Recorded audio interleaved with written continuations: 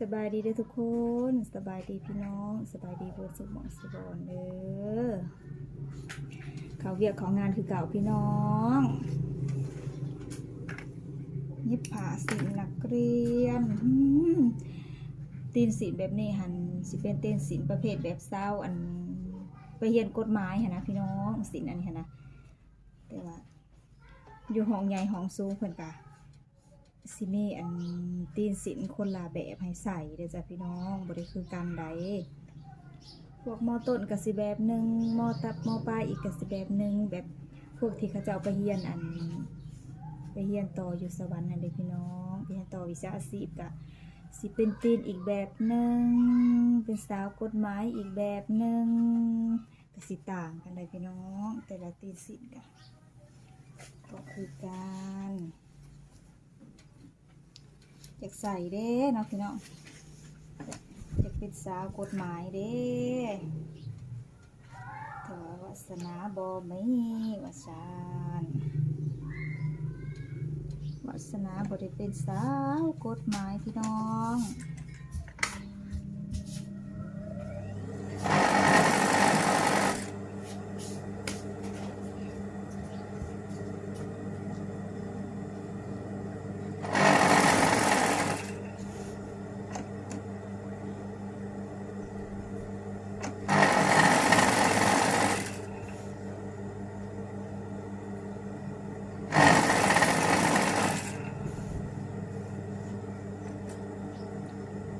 สูงขาวๆใส่โอ้ยงามพี่น้องเรียบร้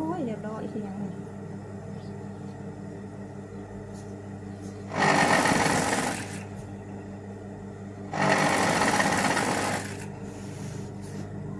มันจะเบิดงามอยู่น้ำสาวกฎหมายนี่แล้วสาวบ้านนอกคือเฮามันกับบ่งามเลยเนาะพี่น้อง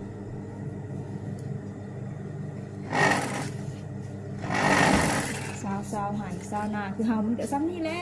พ่อแต่ซ้ำนี่แหละพี่น้องมันมาสิสู่สาวกฎหมายได้แน่นอยู่บอกพี่น้อง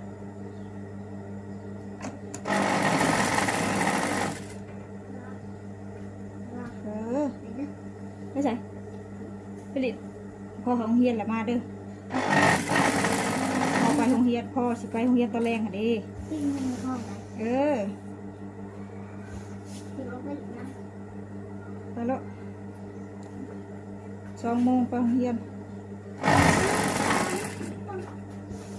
น้องพ่อเขาแม่ไปเล่นอยากไปเล่นน้ำมันเออ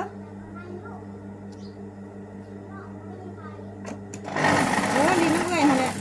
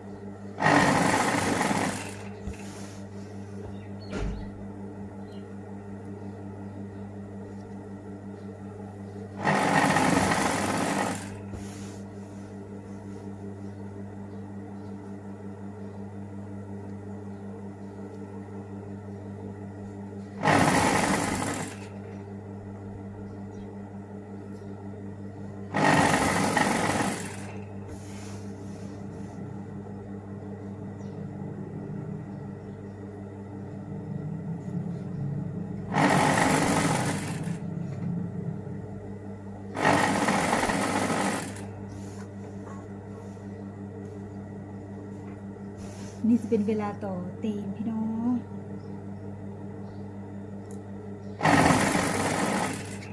ขั้นเท้าบัวต่อละเอียดกับบะเลยมันจะเป็นอะไรมันบเรียบมาดิพี่น้องแบบว่าสิแบบห้องใหญ่ใส่อยู่นะเอากระสิคอยยิบไปคอมันงามเลย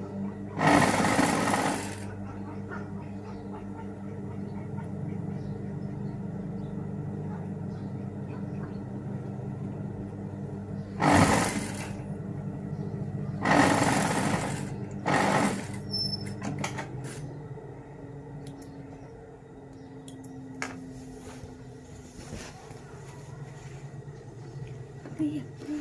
อย ต่อแล้วตัดต่อแล้วมันสิเป็นทางไหน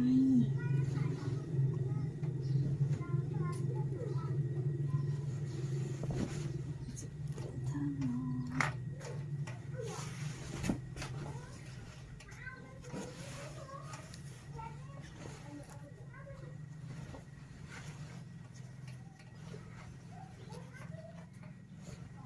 นี่ต่อแล้วก็สิเป็นประมาณนี้พี่น้อง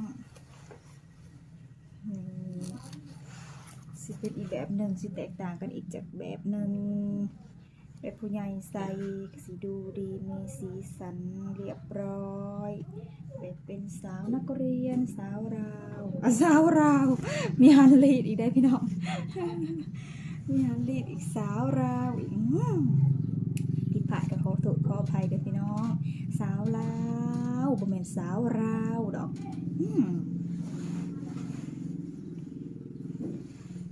นี่สวยงามมา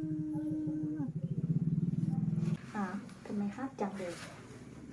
ตัวนี้เราก็ให้ออกมาแล้วให้ออกมาเป็นผืนทำกระสิมัน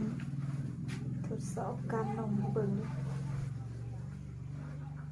กระสิประมาณนี้พี่น้องนี่สิเป็นแบบนี้เลย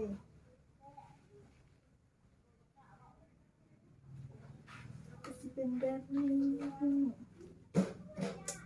สิเป็นประมาณนี้จ้ะพี่น้องมันคือประมาณนี้งามอยู่เลยพี่น้องตอนนี้เราก็มาฮอดขั้นตอนการยิบเกล็ดกันจ้ะพี่น้องพลามเนี่ย เทศมาแขนขาดเอาไปใหม่ติกระตัดเอาตินี่เราก็สิมายิบเกล็ดตามที่เราหมายไว้เด็กพี่น้องยิบเกล็ดตามนั่นแอลเราเลยที่เราเตะแอลเราวัดออกมาแล้วเราก็สิมาเย็บ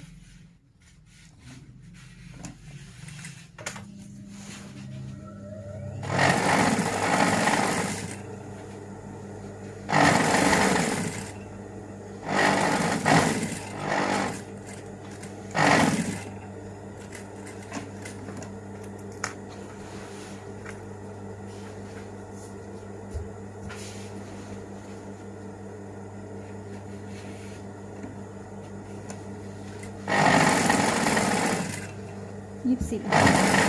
เกิดสิเป็นคนหุ่นใหญ่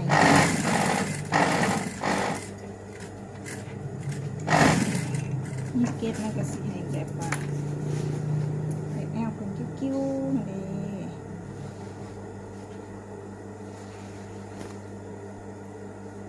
ยิบแต่ละพื้นมันก็บ่คือกันได้พี่น้องเพราะว่า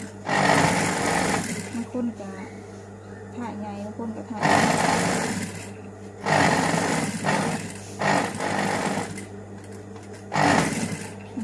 เนี่ยอากาศกัน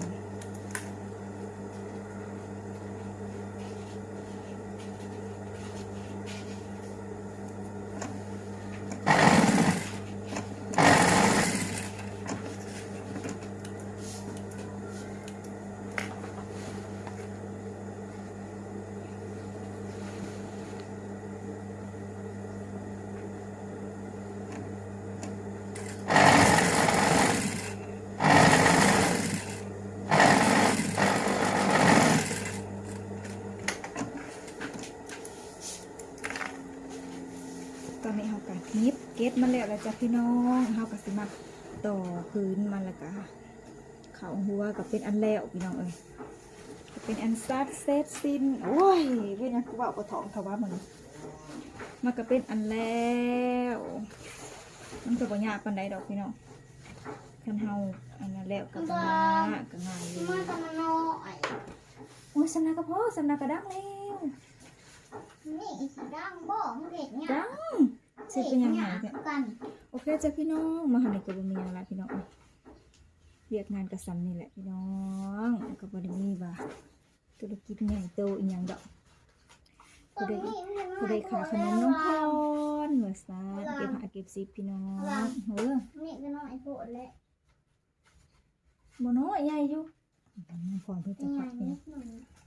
เบื่อจะพี่น้องมาคนนี้กับผมยังไลฟ์ขอกับคำว่าสบายดี